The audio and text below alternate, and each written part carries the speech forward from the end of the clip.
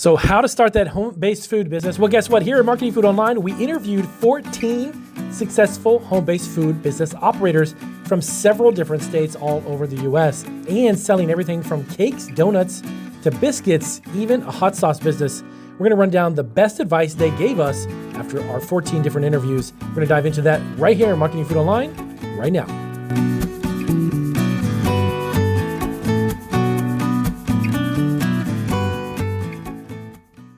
All right, so welcome back to Marketing Food Online. It's Damien Roberti, and you definitely want to hit the subscribe button if this is your first video. We have all kinds of food business entrepreneurship resources and videos, tips and tricks, books, and everything you can think of. I am actually a food entrepreneur and I have been for over 14 years owning my own business. I operate out of our commercial kitchen with my wife. And we've been online for quite some time now, selling close to $2 million just on our Amazon store alone. And we make everything to order, and it has been a huge roller coaster, learning a lot of great stuff along the way. But today, we actually talked to 14 different home-based food entrepreneurs and asked them what is some of the best advice, the greatest advice they could give us to put here on our channel for you, the potential home-based food-based business entrepreneur as well. Sorry. So we're going to go from number 14 down to number 1. These are in no particular order. But number 14, so this was Khloe, and we're not going to actually dive into last names just for privacy. We appreciated their time and effort to talk to us, but we're just going to give you guys their first name and what they do and what state they're in. So Khloe actually operates a pound cake bakery. She is in Louisiana. She said, keep your workplace clean and documented. Now, I had a surprise inspection once, and being organized saved my business from being shut down. This was actually something I could attest to as well. You definitely want to make sure you stay on top of your permits and be sure that you're on time with renewing them every year. That is something that could be a big problem when you want to get your inspections done, because if you do, in some cases, have a business from home, maybe even a separate kitchen, you will be inspected for sure. And that's definitely something you want to keep in mind. Number 13, Maria does custom cookie maker. She was actually out of Arizona. And she said, quote, take great photos. So my cookies always tasted amazing, but clear, well-lit photos made them actually look irresistible online. So you want to invest in lighting because it definitely pays off. That is another great tip as well. If you're not good at taking pictures, definitely find a course online. Check out some of our videos here on our channel, but making really good pictures and images is definitely something you need to keep in mind. That absolutely helps you sell even more, because it's a real challenge if you're not actually up, if you're not going to a bakery and physically seeing the product. Being online, making sure that your images are clear and really vibrant and make people almost salivate, that is something that's really important in selling online. Number 12, Ben was a Biscotti baker, cookie baker out of Pennsylvania.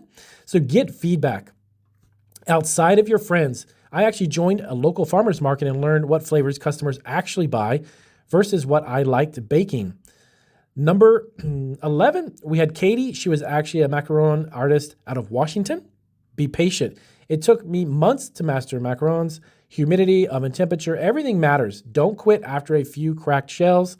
So definitely something, being persistent. Let me tell you, being an entrepreneur for 14 years, day in and day out, persistence and the fact that you're sticking to it, stick-to-itiveness, and your dedication to your craft is very important, because a lot of people just give up if they run into a simple bump in the road. So definitely something you want to stick to. Number 10, Omar, a donut baker actually out of Chicago, Illinois. This one, he said, track your costs from day one. Once I used a spreadsheet to log ingredient prices, I realized I could actually save 15% by buying in bulk. So definitely want to keep track of your costs from day one. This is actually a tax advice as well. Something that I figured out the hard way. One year we were behind on our taxes in filing them, but you definitely want to stay on top of all your receipts and your invoices and all your vendors. Number 9, Rachel. She was actually a cake designer in North Carolina. She said, learn to say no. This was actually really an interesting conversation. I used to take every custom cake order and missed so much family time. Specialize in what you love and set clear boundaries. That's really important too. I actually fell into the trap, me and my wife, with this one when we had our bakery, our retail bakery. But willing to basically, meet everyone's needs and try to make everyone happy doesn't work. You'll get burnt out really quick. Number 8, this was a really important legal one. This was Linda. She was a gluten-free baker out of Colorado. Don't skip insurance. Now, even small home bakers, believe it or not, can be sued if someone claims a reaction. I sleep better knowing that I'm covered because of my insurance. Definitely something that's worth it. I mean, I'll tell you guys right now, the average insurance policy, my insurance policy, costs me around $30 a month. And I mean, if you definitely want to check it out, down below, I can give you some links. You can check out some of the insurance. It's definitely a lot of people who don't realize it. Even though you have cottage food laws or home-based business laws, they don't protect you unless you have insurance. Number 7 was Aaron. He was actually a muffin maker from Michigan. He said, quote, test your recipes for shelf life. My muffins tasted great on day 1, but were dry by day 3. So adjusting moisture content and storage fixed that. You definitely want to know, by the way, guys, even if you're selling at a farmer's market, how long does your product last? Because if you put a product out there and you don't have a best by date or something to give the customer a reference, and they 2 or 3 days later go in to eat them and they're dry, they might see you again at the farmer's market the following week and may not buy from you because they are just gross. They just dried out. So number 6 was Tasha. She was a pie baker actually out of northern Georgia. She said, quote, label everything properly. I once forgot to include allergens on a label and had to pull a full batch from sale. Now, you learn your local cottage food rules early on, so you don't make that mistake. Number 5, Emily. She was a brownie seller out of California. Actually, this was in San Diego, if I'm not mistaken. Quote, social media matters more than you think. I started showing behind-the-scenes videos, and my orders went from 10 a week to 60 in a month. That is something I would definitely attest to. Any from Instagram, Facebook, any of these outlets, you want to offer some short videos. They are huge to building a brand.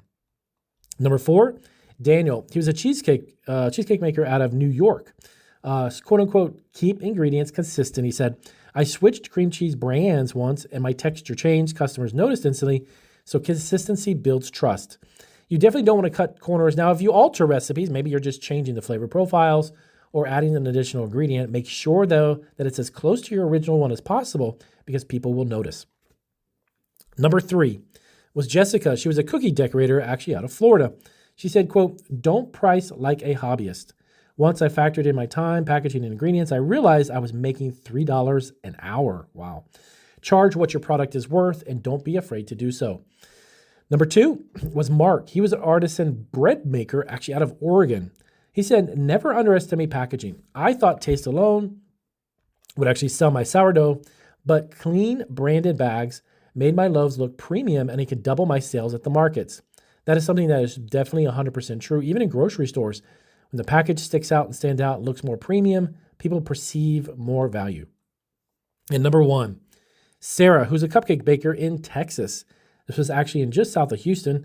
Quote, start small. I wanted to offer 20 flavors right away, and it nearly burned me out. Stick to about 3 to 5 signature cupcakes, she said, until you perfect your process and build repeat customers. So, guys, there you have it. These are 14 successful home-based food business entrepreneurs that we emailed, we called, and pretty much, like I said before, we annoyed them until we got some type of response. They were very gracious to give us their time and help us out. So if you have any questions about this, let us know down below. And if you have any questions about your food business from home, let us know as well. We have a lot of great resources. And check out our other channels. We'll have them down in the description. Tons of great content, absolutely free.